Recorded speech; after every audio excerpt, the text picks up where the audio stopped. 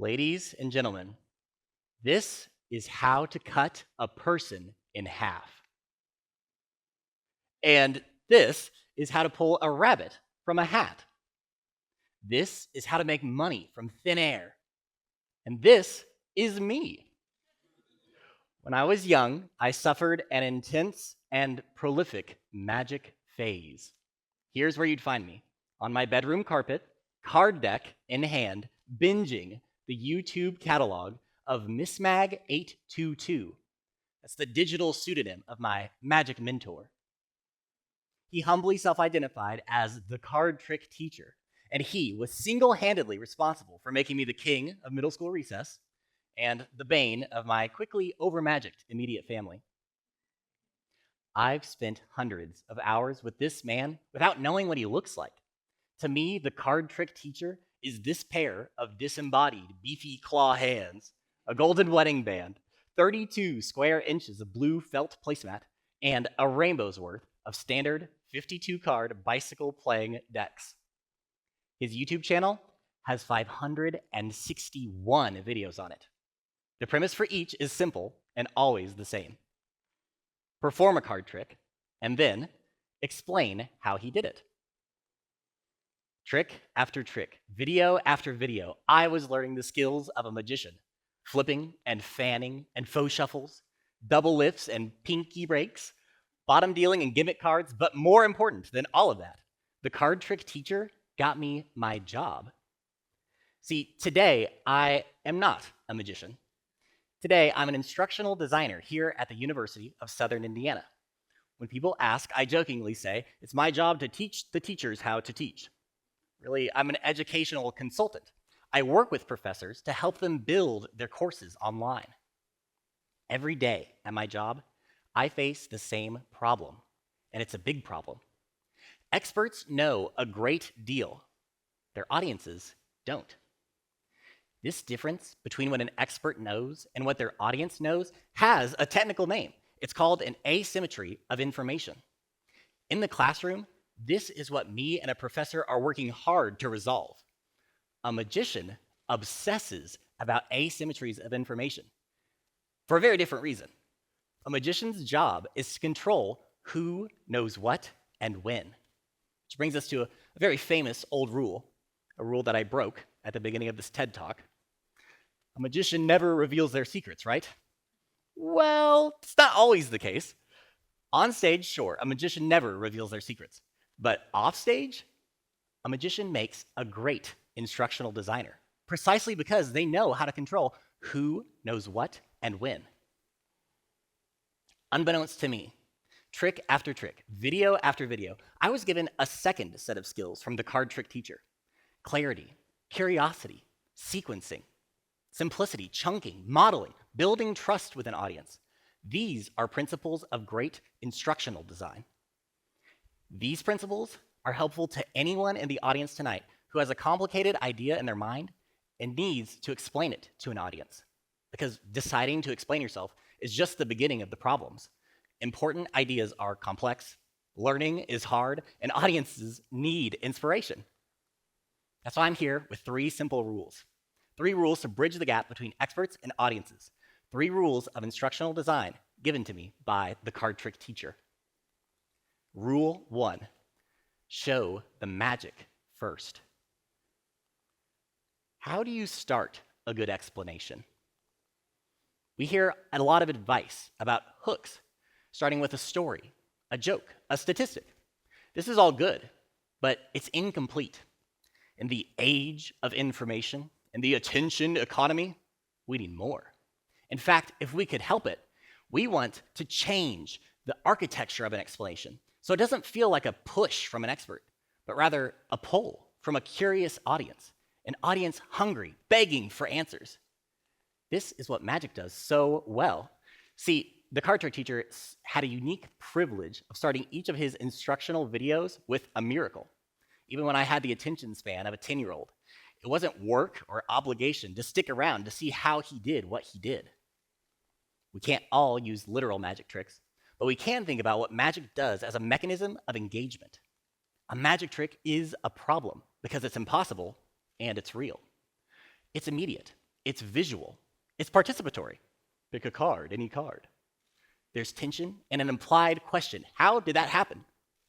All of this can be summarized in the term a curiosity gap. It's exactly what it sounds like. It's the space between what you know and what you want to know. The larger the gap, the more engagement you can expect from an audience. Great communicators will keep the questions coming and keep their audience engaged through the entire presentation until they land on their answer. In this way, counterintuitively, experts are not in the business of solutions.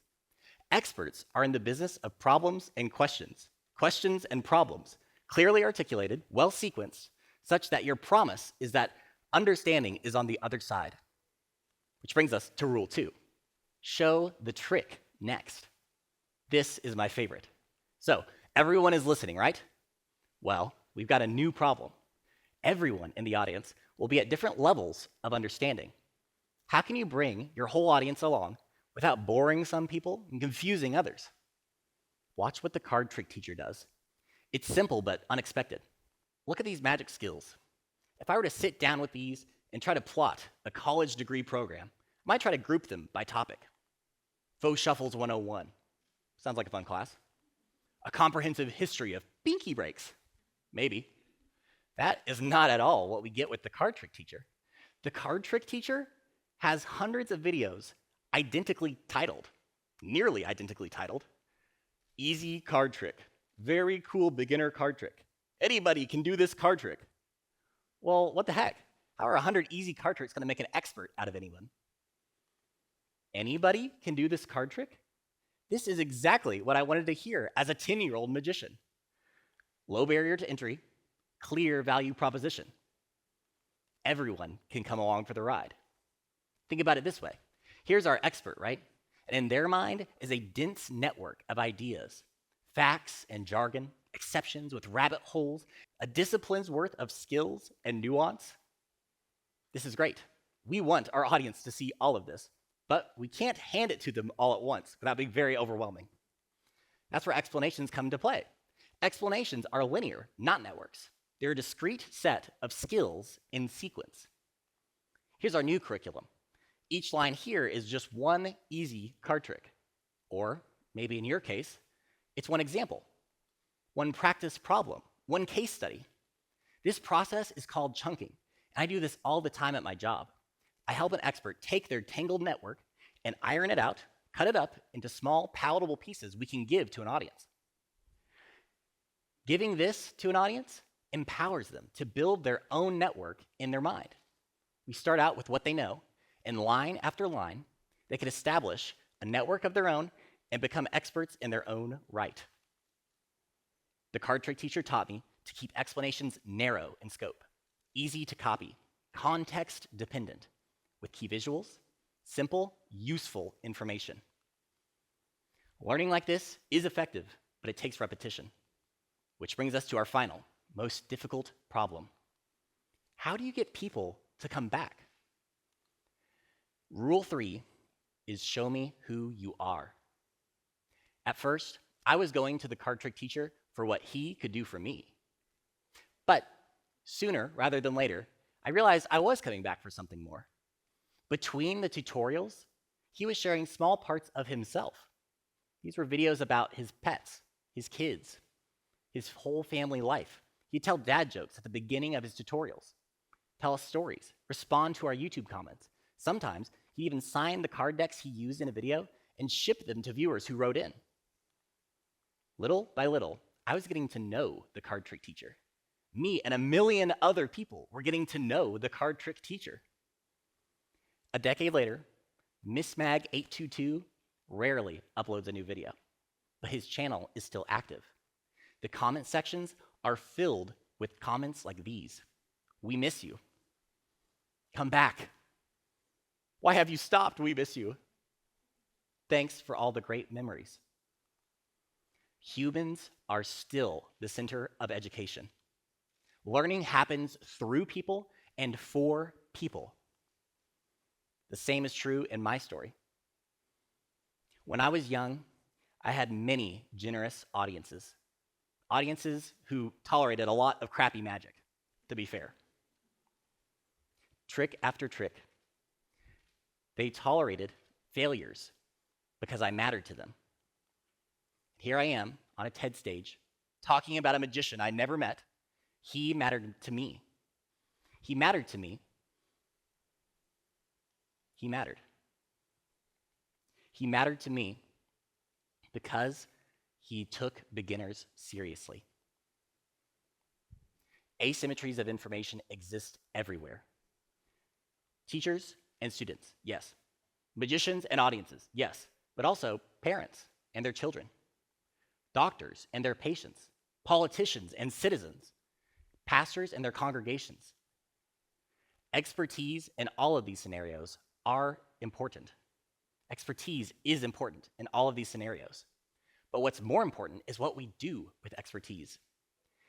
In each of these, we can impress people, entertain people, control them, fool them, or we can choose something different. I was small once. The world was enormous and confusing. One place that made sense was Miss Mag 822's channel. Every explanation given to me was a gift. It was proof that the world could be understood, that I could understand it. That's an empowering feeling. My call to action tonight is simple and it's radical. Explain yourself more plainly, more patiently, and more often. That is magic. Thank you.